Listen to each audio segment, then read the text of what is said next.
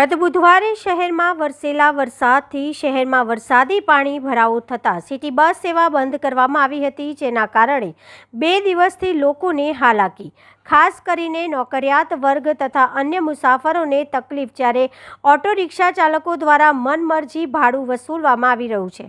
શહેરમાં ગત બુધવારે સવારથી 8 કલાકમાં 9 ઇંચ વરસાદ ખાબક્યો હતો, જેના પગલે શહેરમાં વરસાદી પાણી ભરાયા હતા। વરસાદી પાણીની અસર પબ્લિક ટ્રાન્સપોર્ટેશન પર પણ પડી હતી, તેના કારણે અનેક વાહનો બંધ થતા લોકો અટવાયા હતા। ખાસ કરીને શહેરમાં વરસાદી પાણી ભરાતા શહેરની વિનાયક લોજિસ્ટિક્સની તમામ સિટી બસ સેવાઓ બંધ કરી દેવામાં આવી હતી, જેના પગલે નોકરિયાત અને અન્ય મુસાફરો અટવાયા હતા। સતત બીજા દિવસે વરસાદ બંધ થતાં કેટલાક વિસ્તારોમાં વરસાદી પાણી ભરાયેલા હોવાથી સિટી બસ સેવા બંધ રાખવામાં આવી હતી, જેના કારણે બીજી તરફ મુસાફરોને ઓટો રિક્ષા, કેબનો સહારો લેવાની ફરજ પડી હતી। આવા સમયે ઓટો રિક્ષાવાળાઓએ તથા ખાનગી કેબ ચાલકો દ્વારા મનમરજી ભાડું મુસાફરો પાસેથી વસૂલવામાં આવ્યું હોવાના આક્ષેપો લોકોએ કર્યા હતા।